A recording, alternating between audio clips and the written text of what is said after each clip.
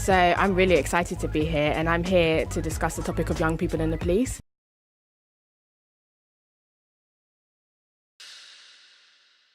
Right about now, we are joined by the last, but not least, of London 360 hosting Say Something UK. We have Fisayo. How you doing? Hi everyone, I'm good, thank you. Yourself? I'm all right. I'm really looking forward to this this feature. I know, it's been a long time coming. What is that?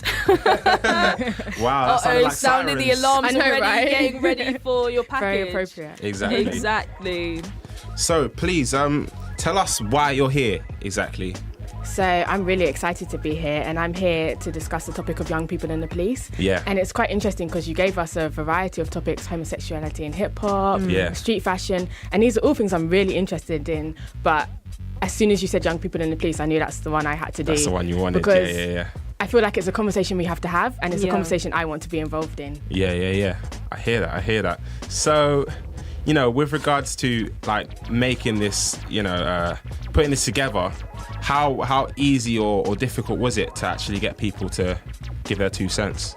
Do you know what? It's really interesting because I thought it would be difficult to get people to talk about the police. Yeah. But the main difficulty for me has actually come in being able to fit it all in. There's so many voices I actually had to leave out because I found that from everyone, from standing on the street asking people, to talking to artists, to talking to people within the sort of the sector, like police officers and prison officers, everyone has something to say. People get so fired up about it because you only have to open the South London Press to read 10 stories if they report on it of what's going on between the youth and police. So and you know what, it's quite crazy because even people like myself, who I wouldn't say I've had a lot of interaction with the police, I've never let's check your records now. CRB. Where's that CRB? No, but it's interesting because I think even people like myself, we have a certain image of the police, which is where I sort of got the question from. It's sort of like there's a natural instinct, I think, that people sort of have, and it might be unjustified, but everyone sort of has an opinion. So yeah, it's been great. There've been so many people to talk to about it. Awesome. Okay, so is there anything that surprised you before we go to the feature? Surprised me, I think, again, how many different stories there were, and also the conversation kind of always went in the same direction. So I could talk to anyone of any age, any generation, and a lot of it would steer towards sort of ethnic minority relationships, quite interestingly.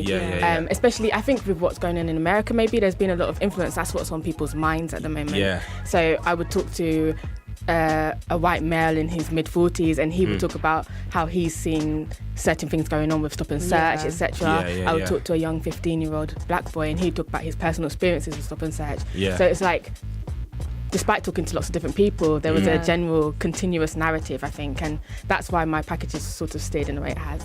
Okay, cool. All right, well, let's get into it. If you'd like to introduce your radio package. Yeah, so I just want to say this is a conversation. I think it's about conversation, and I just want this to be the start of the conversation, my package. So although I focused on young people and I focused a little bit on ethnic minorities, let's all talk about this. What does young people in the police mean for London and for all of us? So yeah, just see this as the beginning of the conversation.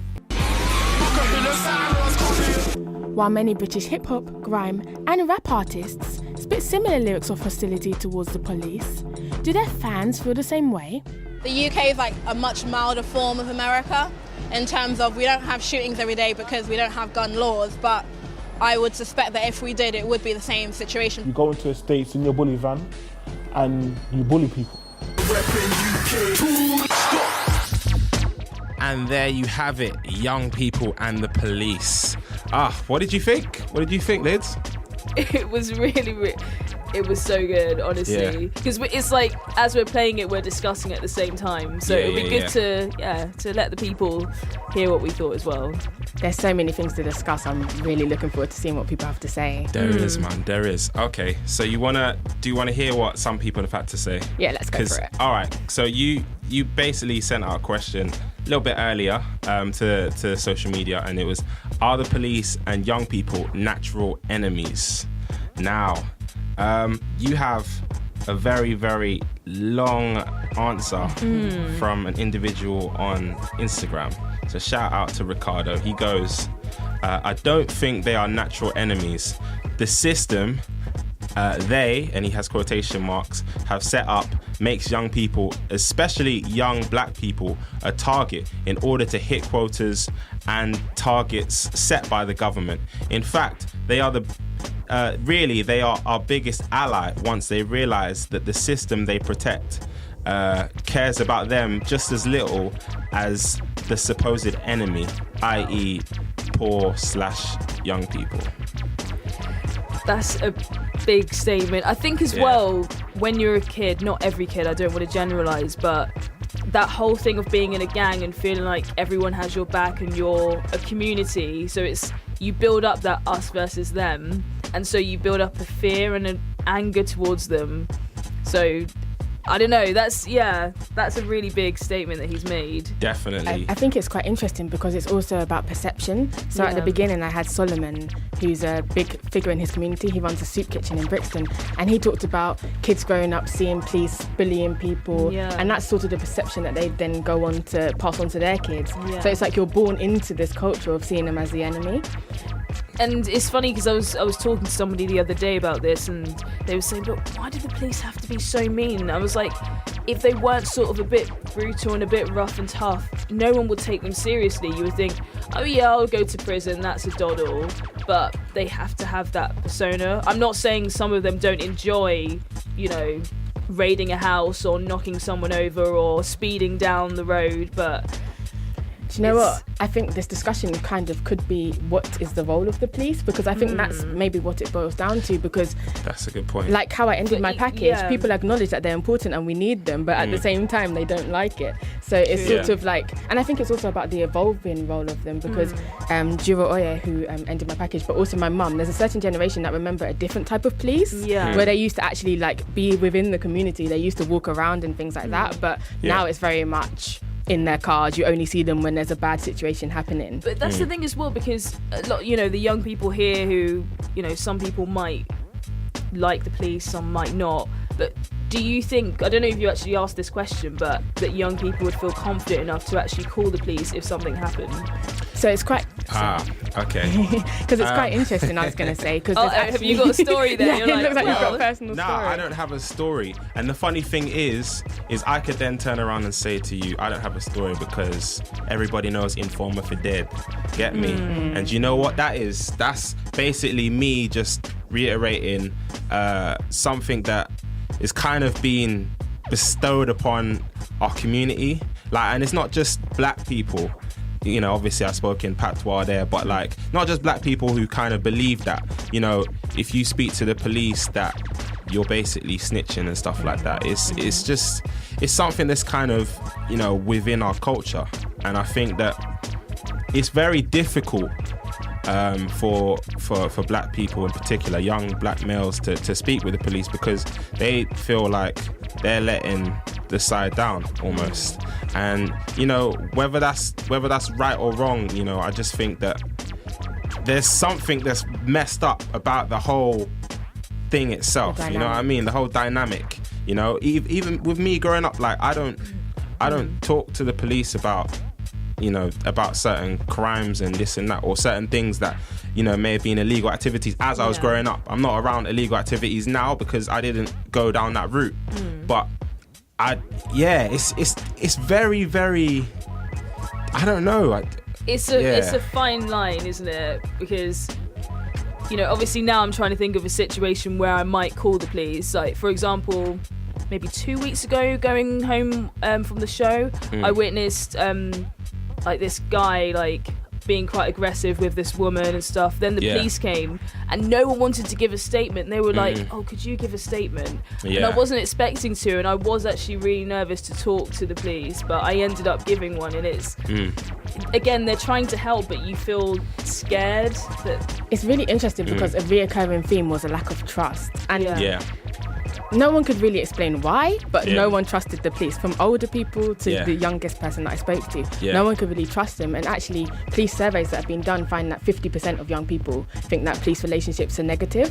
50%, compared with only 17% that think it's a good, positive. So it's like, I don't know what it is, and a lot of people couldn't put their finger on what it is, but they know something's wrong. What do you think as well about I guess you can call us citizens journalists, so the people that will film a fight or will film someone being stabbed or something, that I guess maybe at the time they didn't realise it could be used as evidence in court or whatever, but they just were there and happened to film it.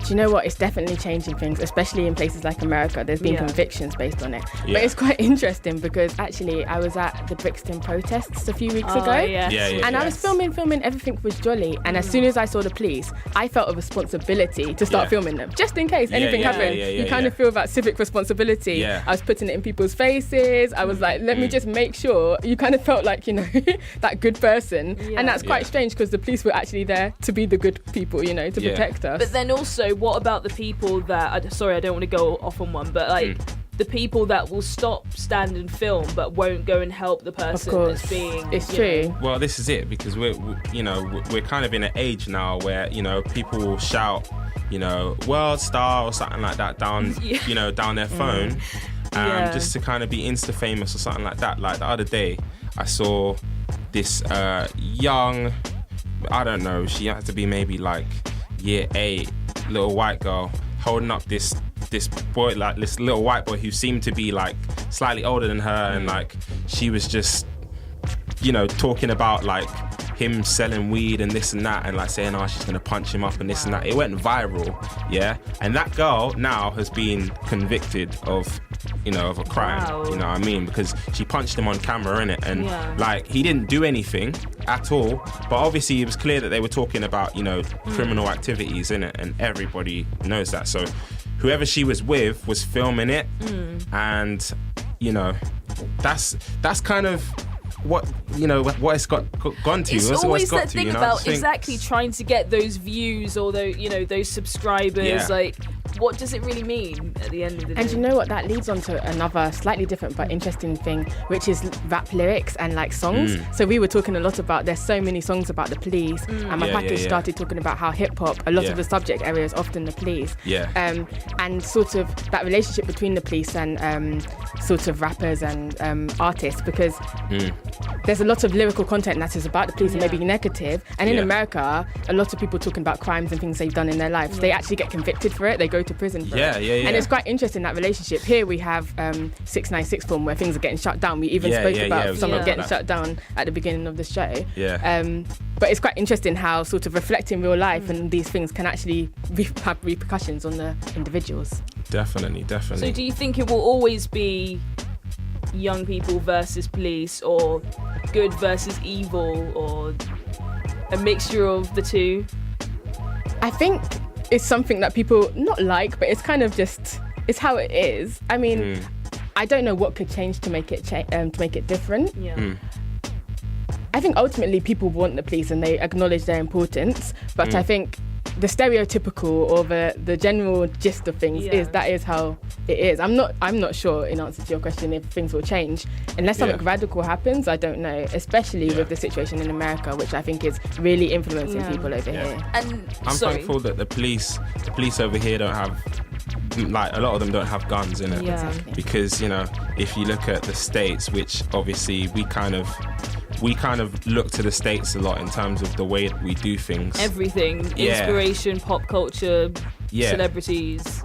Pretty much. But when it comes to that, like, we should really, like, count ourselves lucky in a sense where, you know, I've been stopped and searched so many times. I've been pulled over so many times and had ridiculous things after that. Once they realise, oh, like, he's clean and stuff, they're just like, I like your motorbike. Oh yeah, well, how much is that then? Or, you know, and they try to chat to you and you're like, nah, you know what, I don't really want to have this conversation with you anymore. And then that's it. I go off. I'm a bit annoyed, but I know how to deal. Like, I think a lot of young people don't know how to deal with the police, and I think that they should start educating the young people, like, in schools, you know, on things like that, and things like, you know, political agendas and taxes and stuff. Like, they don't do that, so then that's where you get the ignorance. Like proper life skills. Because then you can't, if you're young and they're teaching you these things in school, and you know that this echoes real life, then you can't, if you then do something this stupid, or a cop is being corrupt, then you'll know what to do. If you don't know what to do and you're just going to act on emotions, then of course you're going to get yourself in trouble. You know what I mean? There are a few programs like that, and even the police are trying to work with schools. I think they're trying to actively sort of change what's happening. Yeah. But also, I think what's quite inspiring and important is young people actually taking the reins themselves. Yeah. So in my feature, there was Aaron Sonson, who's created a stop and search app. Yeah, that's where it. you can look at your rights. You can actively, while you're being stop and search, report what's happening. You can video it, stuff like that, where we self-empower ourselves. Because why should we wait for people to do things for us? You know. Exactly. This is UK Full Stop, playing the greatest to the latest in UK urban culture. Thursdays, 10 p.m. to midnight on West Side Radio.